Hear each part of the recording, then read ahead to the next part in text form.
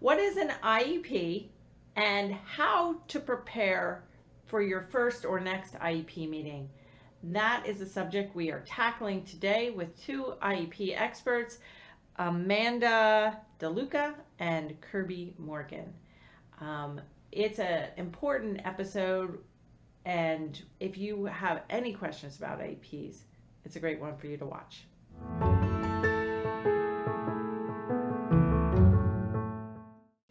Hi there, I'm Dr. Mary Barbera, autism mom, behavior analyst, and best-selling author. Each week, I provide you some kind of content, whether that's a podcast, a video blog, or some combination that you can watch. So if you haven't subscribed to my YouTube channel, you can do that now. And don't forget to hit the notification bell as well. So today I am sharing an excerpt from podcast number 152 with two IEP experts talking a lot about the transition from ages 2 to 3, what kind of things you should bring or prepare for your first or next IEP meeting, and some of the special things you should know before attending. Let's get to it. I do want to say that I think the transition from 2 to 3 is a rough one. Especially because like my son and many other kids are diagnosed right around that time. And so my son was diagnosed with autism one day before he turned 3. But the planning for him to go to whatever services were based on the fact that he had a speech delay.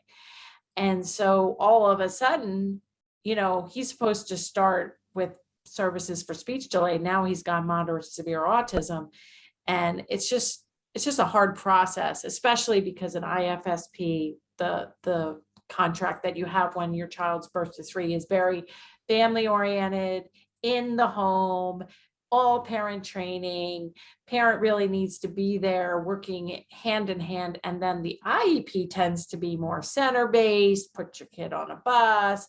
And then there's a whole lot of unhappy campers, the parents and the kids, to transition to that IEP. So what are your tips for making that transition smooth? So the first thing that I tell every parent is you need a communication system written into that IEP so that you know who is working with your child, what services they are getting on a day-to-day basis, what their schedule looks like, where they are struggling. Because if you don't have communication from the adults that are working with your children, most of our children can't tell us what their day looks like, what their struggles are, if they had speech today, if they didn't have speech today. So making sure that a school to home and home to school communication program is written in is really important. A lot of our kids have sleep struggles and dietary troubles. So it's important for us to be able to tell the school as well, we were up all night long. He didn't really eat breakfast. If he's extra cranky, this may be why. If you're noticing behaviors, it's because we were up all night. So really, communication needs to go both ways, so that the team knows that you want to be collaborative as well. And it holds everyone accountable. If they're supposed to be getting speech therapy minutes, this is a way to make sure they're getting those speech therapy minutes, or OT, or whatever it is. Yeah, my biggest tip is to learn as much as you can, because I went, unlike you, Mary, I went to my first IEP thinking, no problem, I got this. My husband was like at work. I was like, oh, you don't need to take the day off. I don't like, because I was really expecting it to be more like the first plan that we had, where I had a lot of input. Well, when I got there, I was at a table with full team that I've never met, and they had a document prepared 20 pages long about my son, what his goals were going to be, and I was kind of speechless almost, because I had no idea what I was really walking into. And had I have maybe spent 30, maybe 40 minutes just understanding the process of it before I went into it, because it's just so brand new when you are at that age. That age is just, you're in the thick of everything. You're figuring out services, you're arranging ABA, there's so much that goes into the 2 to 3 year old phase that really understanding as a parent your rights at the IEP table is so important. Like, I didn't know I could ask for a draft before my first meeting. So I hadn't even seen the document before I walked in to that meeting. And that is your right as a parent to request and receive a draft. So it's little things like that that you learn as you go, but nobody, unless, like Mary said, you hire an advocate before, you wouldn't know those things. Yeah. And even some of my clients, they were like, oh, I don't have anybody to watch my child or my 3 kids. Oh, bring them along. It's like you are entering a contract negotiation and now you've Mhm. got a child with autism and another kid along or whatever. It's like, it's just so easy to kind of just sign things or really put all of your trust in the professionals that are there. And really, it's not even the professionals, it's the whole system. Mhm. And and then both of your kids were diagnosed at 2 and started ABA therapy. And so how does that work? Like, can you request ABA therapy? Can you request certain things be put in the IEP? And I know kind of the runaround I got related to that, but like, is that a common problem? Yeah. So Kirby and I always say that ABA is like the hidden secret. It's like the hidden gem that every school district holds. They don't want you to know that they offer it. They don't want you to have it in your child's classroom. When we went into our evaluation, which is your ETR, your triannual review, speech therapy was there, physical therapy was there, occupational therapy was there. There was an intervention specialist there. And I said, where is behavior therapy? I know you have a behavior therapist that the district contracts with. Why are they not here? And my school district's response was, how do you know about that? It was a secret. I said, because I know everybody and I talk to other moms. That's how we learn things, right? We talk to other moms who have done this before us. So I knew from the very first moment that they were going to be resistant to behavior therapy, but my son needed that support so that he understood how to appropriately work in a classroom setting, that it wasn't okay to throw chairs, that it wasn't okay to clear desks, that it wasn't okay to just walk out of the room because he was done. We needed to put the work in early to prevent bigger behaviors later. And I got a lot of pushback from that. My first IEP meeting, we met 3 times before I signed because they didn't want to offer ABA support. We are not doing that. Well, you are doing that, or you're saying you can't accommodate my child and you're going to pay for him to go to ABA and you really don't want to do that because it's very expensive.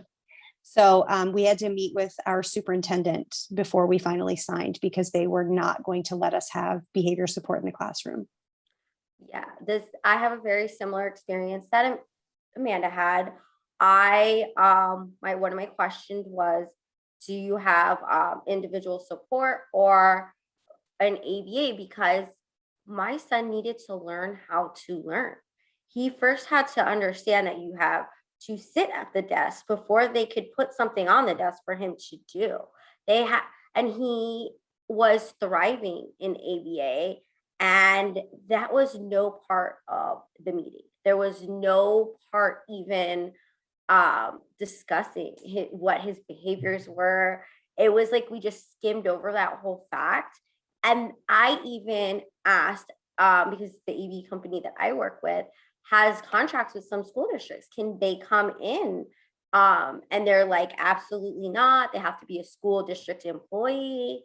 So I had to really advocate to get him behavior support in the classroom at age 3, because it's like you get speech, OT, PT if your kid needs it. They'll even bring in a gen ed teacher, but they kind of leave out that behavior component unless you know the words FBA, functional behavior assessment. There's this part on the IEP that says, does your child's behavior impede their learning?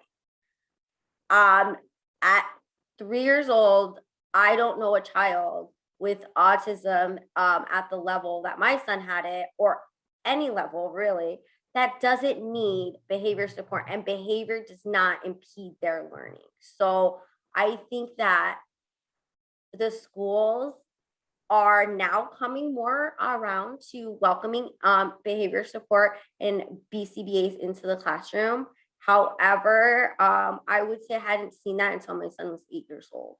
So it's always something that I personally had to push and request. It wasn't something that was just standard and offered.